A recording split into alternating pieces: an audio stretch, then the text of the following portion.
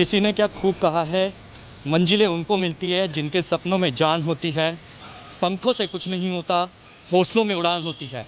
नमस्कार, मैं हूं दीपक और आप देख रहे हैं टीवी टुडे न्यूज़। कुछ ऐसा ही कर दिखाया है सुल्तानपुर इलाके के इस मोहित नाम के बच्चे ने। ये 12वीं के अंदर दिल्ली के टॉपर्स में से एक जो विद्यार्थी है वो ये मोहित नाम का बच्चा है कि आप हालत देख सकते हैं किस तरह का माहौल है। और इस माहौल के बीच इस एरिया से निकल के ये बच्चा दिल्ली के अंदर टॉप करके आया है। मोहित हमारे साथ है। मोहित, सबसे पहले तो हम आपको बहुत बहुत शुभकामनाएं देते हैं। आपने इतनी अच्छी तरीके से अपनी पढ़ाई की, इतनी लगन से पढ़ाई की और आज आपके 91.20% आर्ट्स स्ट्रीम में आए हैं। क्या कहना चाहेंगे, किसको श्रेय देना चाहेंगे? सर, मैं श्रेय देना चाहूँगा अपने टीचर्स को, मम्मी को, जिन्होंने मुझे सपोर्ट करा। उन्होंने पढ़ाई से नहीं रोका, बोलते थे पढ़ पढ़। मैंने स्कूल छोड़ना भी चाहा, लेकिन उन्होंने श्रेय दिया। इन्हें श्रेय मैं देना चाहूँगा कि इन्होंने बोला जा स्कूल पढ़। तो पैसे मोहित, वो वक्त कैसा था जब आपको पता लगा कि यार मेरे एक 91 पॉइंट मैं दिल्ली में टॉप कर गया, दिल्ली के टॉपर्स में से एक हूँ और सुल्तानपुर इलाके में आप जानते हैं किस तरीके का माहौल है, तो कैसा फील हुआ था उस टाइम? सर, उस टाइम बहुत अच्छा फील हुआ था कि मैंने सोचा भी नहीं था कि मैं केजरीवाल सर से मिल पाऊँगा। सिसोदिया सर मुझे शाबाश देंगे, तो बहुत अच्छा फील हुआ था। तो आपको बता दें कि अभी 2 दिन पहले सीएम केजरीवाल के साथ भी इनकी मीटिंग हुई थी। उसमें बातचीत में इनके पिताजी भी आपने सोशल मीडिया पर वायरल होती तस्वीरों में देख रहे होंगे। और मोहित, ये जानना चाहेंगे कि इतना बड़ी अचीवमेंट किस तरह से प्लानिंग थी, टाइम मैनेजमेंट किस तरीके से था, क्योंकि इतना शेड्यूल जो है, एग्ज़ाम आता है और बीच में लॉकडाउन जो था, महामारी भी थी और इसके बीच में आपने किस तरीके से प्रिपरेशन? जैसा कि आपने देखा है कि हमारा मिट्टी का काम है, तो सर मैं सुबह 8 बजे उठता था, तो 10-11 बजे तक पापा के साथ काम करता था। उसके बाद मेरी 12 बजे स्कूल होती थी, 0 पीरियड लगता था, तो मुझे जल्दी 11:30 बजे यहाँ से निकलना होता था। तो मैं 0 पीरियड से लेके फिर मेरी क्लासेस स्टार्ट हो जाती थी, तो मैं वहाँ से 6:30 बजे आता था।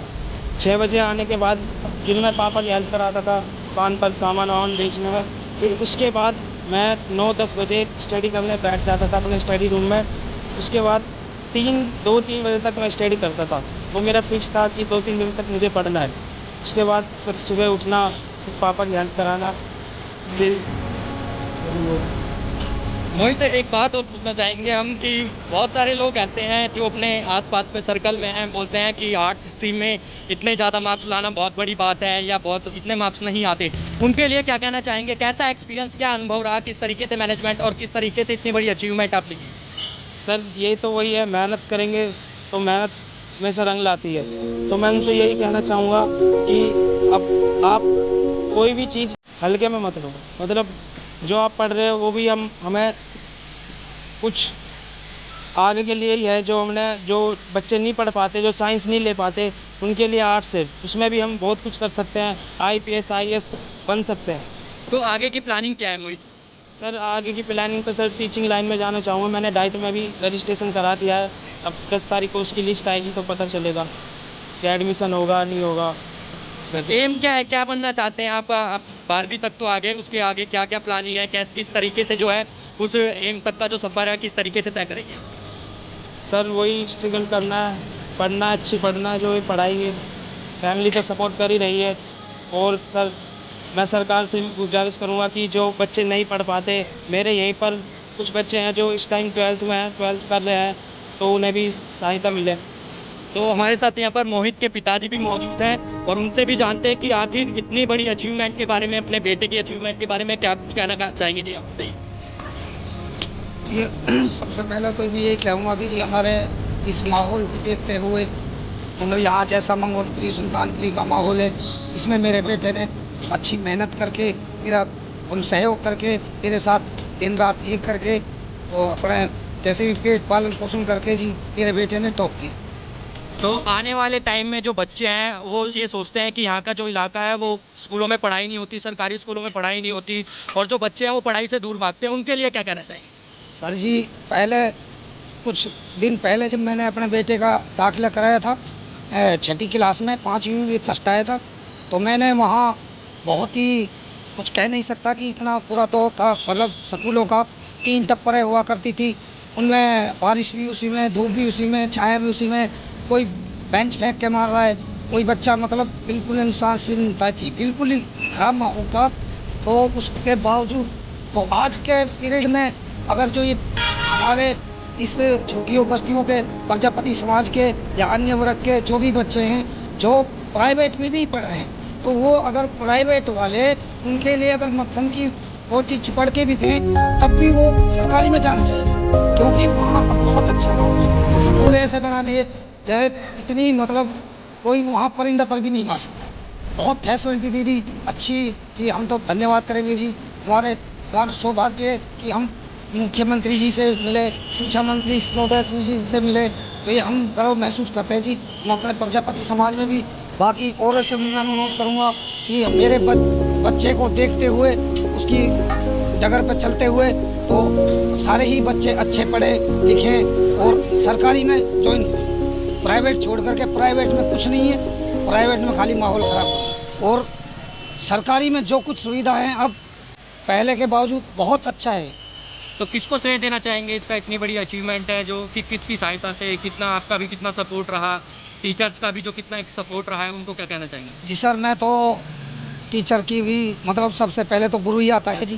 गुरु का सबसे बड़ा भगवान होता है, वही शिक्षा देने वाला होता है। माँ बाप तो खाली समय दे सकता है बच्चे को, उसको सही लाइन पे चलाना उसका कार्य होता है, उसे बढ़िया शिक्षा देता है, किसी से लड़ना नहीं, झगड़ना नहीं, कोई गाली दे गाली सुन, कोई थप्पड़ मारे थप्पड़ सुन के अपने घर पे आ जा।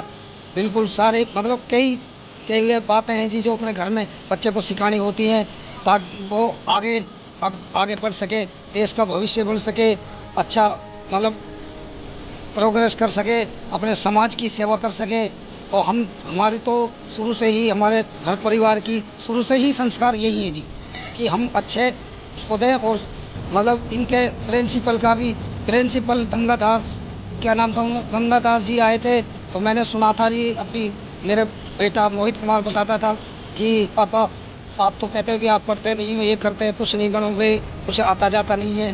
तो मैं ये भी जानता था कि इन पे आता है, लेकिन मैं फिर भी इनको ब्लैकमेल करता था कि बेटे अच्छा बच्चा बन, अपने समाज का नाम रोशन कर, अपने दिल्ली अपनी स्टेट का नाम रोशन कर, अपनी ऐसा बन के निकल कि अपने देश की सेवा कर सकता है और अपने समाज सभी को, गरीबी को, सबको सहायता दे सकता है, ऐसा बने कुछ। और मतलब गंगादास जी आए थे, वो इतने हार्ड वो प्रिंसिपल हैं जी, उन्होंने सारी सिचुएशन बदल दी स्कूल की। और बाकी उसके बावजूद हमारे मुख्यमंत्री जी हैं, उन्होंने भी बहुत सपोर्ट किया है।